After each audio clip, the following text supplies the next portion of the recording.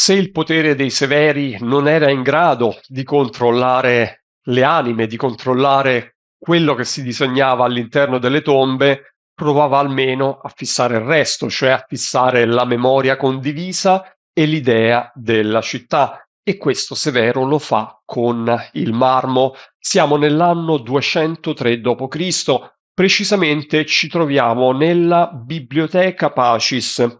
È un edificio collegato al grande Tempio della Pace nel Foro Romano.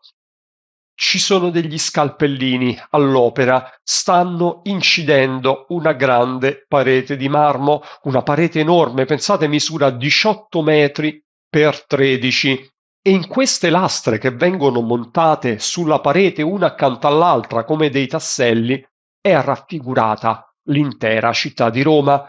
Questa mappa si chiama Forma Urbis, la Forma Urbis severiana appunto. È un'enorme mappa di Roma in scala 1 a 240.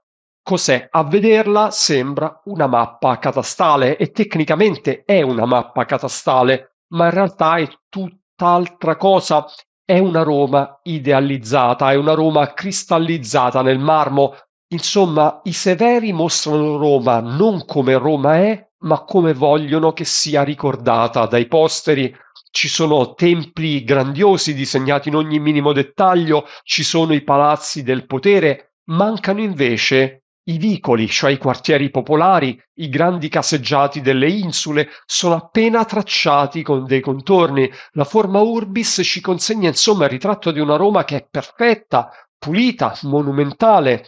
È una Roma vera? No, è una Roma filtrata dalla propaganda, in ogni caso è una Roma magnifica. Comunque nel tempo questi frammenti si sono dispersi, sono stati talvolta riutilizzati, finché nel 1562 lì era sorta una chiesa, la chiesa dei Santi Cosme e Damiano, e lì vengono ritrovati la maggior parte dei frammenti. Gli umanisti riescono a capire la loro funzione storica e quindi la loro importanza e a quel punto si comincia a raccogliere uno per uno i frammenti superstiti della Forma Urbis. Oggi ne possediamo circa 1200 frammenti, è molto poco, si calcola che siano appena il 15% dell'originale, però quel qualcosa è abbastanza per farsi un'idea di Roma com'era al suo massimo splendore. E dal 2024 questi frammenti sono ritornati visibili, li possiamo vedere al Parco Archeologico del Celio. Andateci perché è un'esperienza che va fatta. Per un momento lasciamo da parte il marmo, ritorniamo ai Severi, cioè ritorniamo al sangue. L'anno è il 211, Settimio Severo muore e a quel punto gli succedono al trono i suoi due figli, Caracalla e Geta. La coabitazione sul trono dura pochissimo, Caracalla fa uccidere Geta e inaugura così il suo regno del terrore. Il regno di Caracalla è un tempo distopico perché è un tempo che tocca sia delle vette altissime sia degli abissi davvero raccapriccianti, come quando fa uccidere suo fratello per avere il trono tutto per sé. Eppure nel tempo di Caracalla è arrivata la Costituzione antoniniana. Cos'è? È la cittadinanza romana universale. Caracalla ovviamente lo fa per soldi, cioè più cittadini, più tasse da riscuotere, eppure l'effetto imprevisto di estendere la cittadinanza romana a tutto l'impero sarà un effetto enorme, perché Caracalla in questo modo ha creato un mondo romano globalizzato, dalla Britannia alla Mesopotamia ci sono strade, ci sono merci, ci sono persone che circolano e soprattutto ci sono idee che circolano. Insomma, senza volerlo, Caracalla ha preparato un'autostrada per la diffusione del cristianesimo. E poi Caracalla ci ha lasciato anche le famose terme antoniniane. Noi tutti a Roma le chiamiamo terme di Caracalla.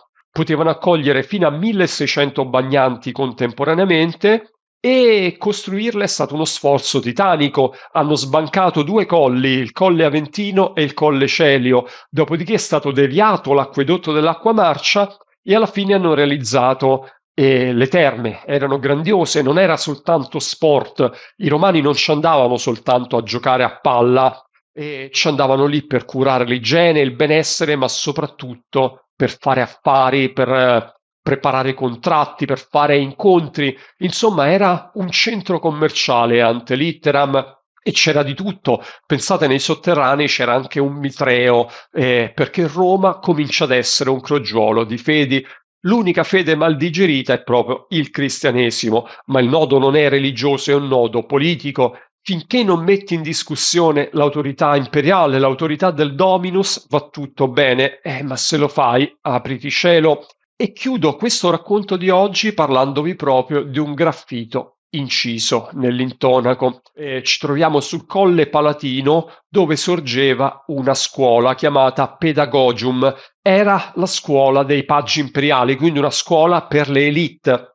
E su un muro di questa scuola c'è un ragazzino che viene messo alla berlina per la sua fede. Il graffito lo raffigura inginocchiato davanti a un crocifisso che prega, e su questo crocifisso c'è un uomo, ma quest'uomo ha delle fattezze orribili, ha una testa d'asino. Ecco, quello è il cosiddetto graffito blasfemo del Palatino, e sotto c'è una scritta in greco, sgrammaticato tra l'altro perché era una scuola, che spiega tutto. Alexamenos, questo era il nome del ragazzino, Sebete Theon, ovvero Alexamenos che prega il suo Dio. Alexamenos è un cristiano, e questo è un bullismo crudele dei bambini più forti che accusano un bambino più debole di onolatria. Questo è il nome tecnico dell'accusa, ovvero adorare un dio dalla testa d'asino. Era un'accusa inventata, usata per ridicolizzare e disumanizzare i primi cristiani. E paradossalmente questo graffito è la testimonianza più antica di una crocifissione cristiana conservata a Roma. Oggi lo troviamo nell'antiquarium del Palatino.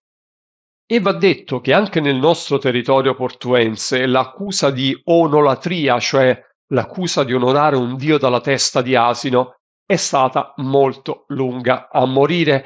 Basti pensare al quartiere Trullo, dove c'è ancora oggi via Affoga l'asino.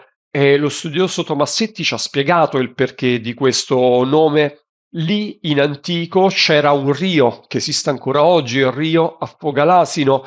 Ecco, da un ponticello di pietra si gettavano in acqua i primi cristiani, chiamati appunto asino, dando loro il martirio per annegamento. E così il cerchio del racconto di oggi si chiude. I severi hanno inciso la pietra, ma la gente comune incideva l'intonaco, e a volte, contro ogni previsione, le storie incise nell'intonaco durano molto più di quelle di marmo.